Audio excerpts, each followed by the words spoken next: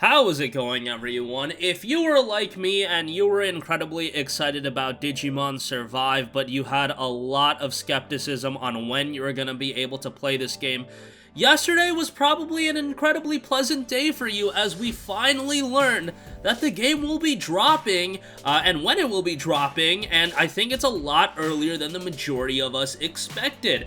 Digimon Survive will be launching on July 29th in the West. Now, that is a lot earlier than I had expected, and seemingly what the majority of people that were commenting on my videos, Digimon Survive videos in general, trailers, all that good stuff, I think a lot of people thought either this game was in straight development hell, or the game wouldn't be out until 2023. Now, a summer release window, that is something I don't think a lot of people saw coming, but now that we know it's going to be coming July 29th, I just want to do this video talking about some information regarding the game and why I'm so excited about it. Now, that July 29th date sounds great on paper. If you're a fan of JRPGs, chances are you are if you're excited for a game like this. That is a day that a little game known as Xenoblade Chronicles 3 also releases, so it might be a little bit of a competition for your dollar and your time, but hey, I'm all about it. Usually the summer is super dead for high quality game releases, and Xenoblade Chronicles 3 I think is a slam dunk to be great.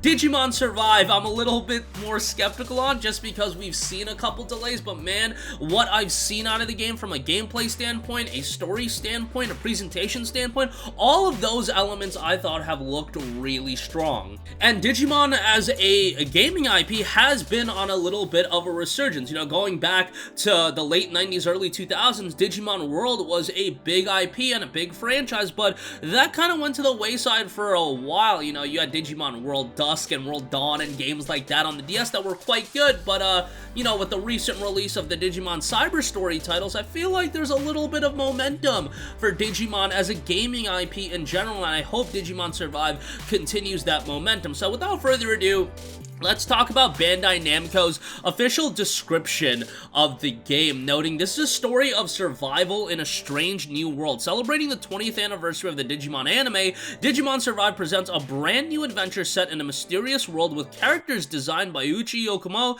and music by the much acclaimed Tomoki Miyoshi.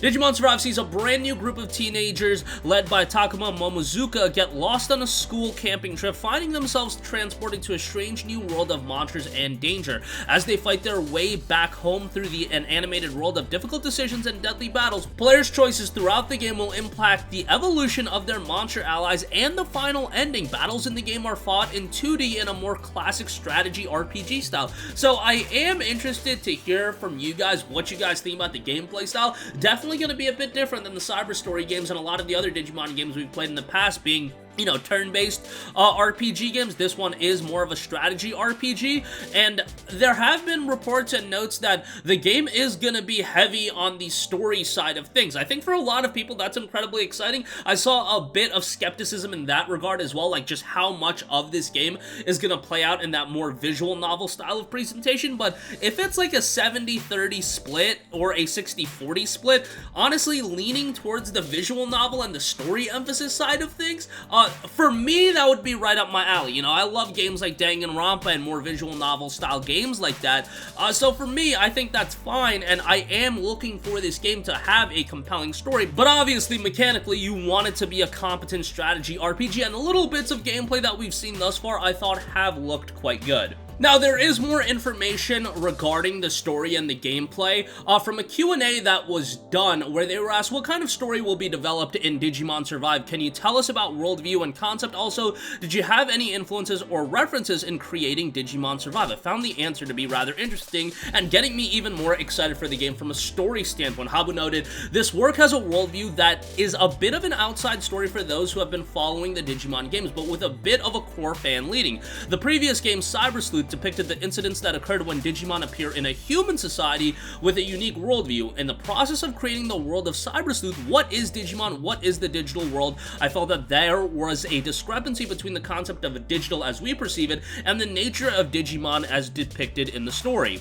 Noting as an answer to the question, I decided to depict Digimon as a life form from another world that can be recognized and contacted through the digital gadgets of the human world. As an image that takes this interpretation a little further, the director of the Digimon series, Digimon Adventure Kakuto, told me that Digimon are ethereal beings that have been with us since ancient times, but their perception has changed over time, and they are fragments of souls that have been transformed into digital monsters by being recognized through digital gadgets in modern society. This is the first time that monsters who used to have an ethereal existence and are interacting with people in the modern world. For this reason, we refer to Digimon as monsters, beasts, monstrous creatures, etc. In this work and in the promotional messages, and also, since the target audience for the game is the adult fan who are game users, the story is a little darker. Since Digimon are described as half of one's inner self, there are dark expressions that are not common in conventional Digimon work, such as denying Digimon by refusing to face oneself or hurting Digimon as a manifestation of self-harm. If you're a fan of TV anime or other Digimon works, you may find some of the descriptions unpleasant,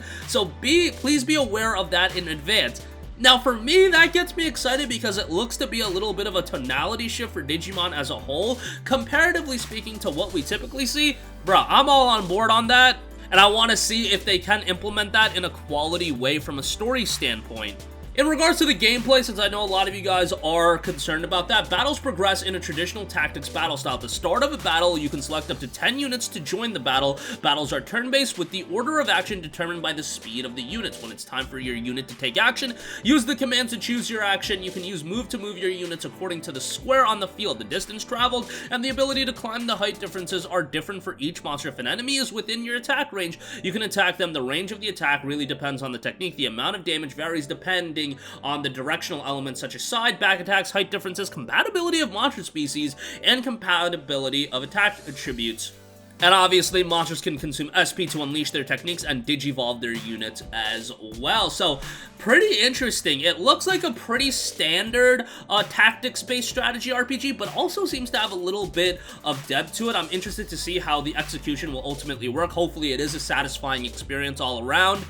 And as far as the content itself, there are 12 chapters in the game, and from chapter 8 onwards, the story branches into 3 different routes, that being morality, harmony, and rage. When you reach any one of the 3 endings of morality, harmony, and rage, the secret route will be unlocked. And how long does the game take to complete? Assume about 40 hours per route. It may vary depending on the level of difficulty and the use of the fast forward function of the text. It will take about 80 to 100 hours to complete all routes, including challenging elements and end content. So there you go. I feel like I covered quite a bit of information. There's definitely more that was said about the game. For example, the total number of trainable monsters is 113. You know, digivolving, I mentioned that. There will be a new Game Plus function. So, yeah, quite a bit of information has already trickled out, especially coming out of the Q&A at DigimonCon 2022. And all that information and those questions were answered by Digimon Games producer Kazumasa Habu. So, I'll leave a link to that full Q&A in the description box below because there is more information there, but I went over the primary things that I think a lot of you guys are going to be interested in. So, let me know your guys' thoughts. I think this is a complete surprise that we're getting this game in late July, but maybe it was a little bit of, you know, the game making better progress than I had initially thought. Just because, remember, I believe the game was initially supposed to be released in 2020, then it got delayed to 2021, then it got delayed until 2022, and then it got another delay, I believe, or just a reference of they can't talk about the release date or whatever the case may be. So this is coming together pretty nicely. July 29th over here in the States as well, so you're getting a worldwide release right out the gate. That's awesome as well. So sound off with all of your thoughts in the comment section down below. That's gonna do it for me. Thank you for watching, and goodbye. Hey guys, we hope you enjoyed the video, and if you did, make sure to hit the subscribe button, and if you're already subscribed, do us a favor and hit the bell icon. This way you'll be notified whenever we post a new video. That's the best way to keep up with all of our uploads, and we usually try to upload 2 videos a day. And with the bell icon hit, you'll be notified whenever we do upload a video. As always, thanks for watching.